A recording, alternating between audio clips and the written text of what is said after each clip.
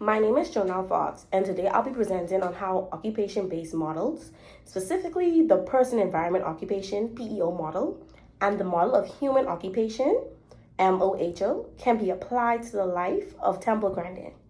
If you've seen the movie Temple Grandin, you know it tells the story of an extraordinary woman who not only overcame the challenges of autism, but also revolutionized the livestock industry. My poster explores how occupational therapy concept help us understand her journey and success. So, who is Temple Grandin? Before I connect this to my poster, let's talk a little about who Temple Grandin is. So, she was born in 1947 and diagnosed with autism spectrum disorder, ASD, at the time, where there was very little understanding of the condition.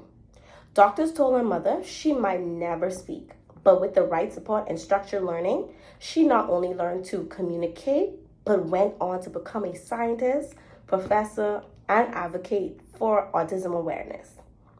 One of the most remarkable things about Temple is the way she thinks. And she is a visual thinker, meaning she doesn't process information in words, but in pictures. So this ability allows her to design livestock handling systems that reduce stress for animals and improving the cattle industry worldwide. However, she also faced significant challenges, especially with sensory sensitivities and social interactions. That's where the PEO and the MOHO models come into play. And that's what my poster mostly focus on. So the PEO model and Temple Grandin, we're going to really look into how that applies to her life.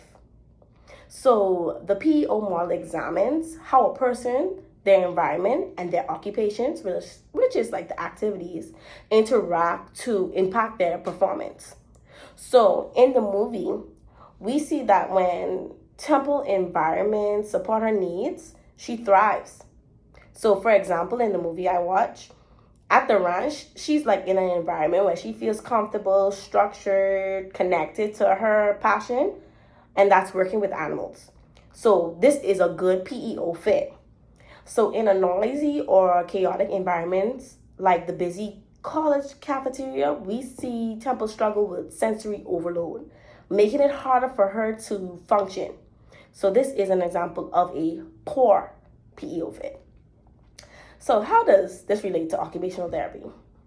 It tells us that adjusting the environment, whether that's providing quiet spaces, structure, or sensory-friendly tools, can help people with autism succeed. So the MOHO, which is the model of human occupation, it focuses more on a person's internal motivation, routines, and roles in guiding their behavior. So Temple Grandin motivation is clear. She loves animals and is deeply passionate about designing systems that improve their welfare. So this motivation drives her to push through challenges, even when people doubt her abilities.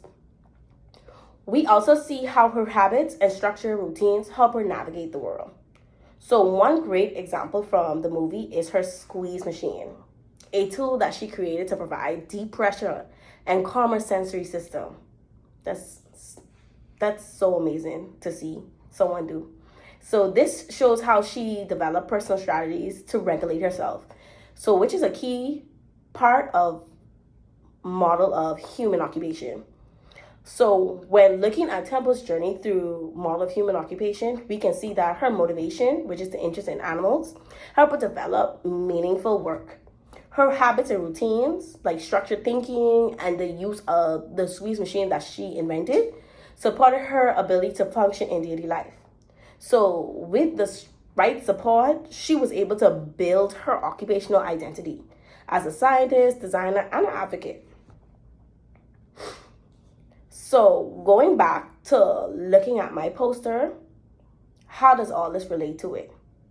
So my poster, as you can see in the document, it highlights how both models help explain Temple's success.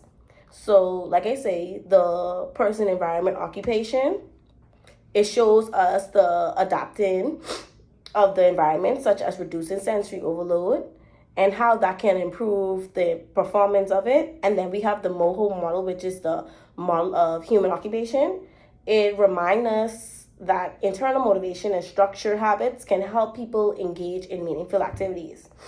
So Temple Grandin's story is a perfect example of how these models apply in real life, not just occupational therapy, but in education, workplaces, and everyday interaction with individuals on the autism spectrum. To say my final say is that Temple Grandin is proof that with the right support environment and opportunities, individuals with autism can thrive.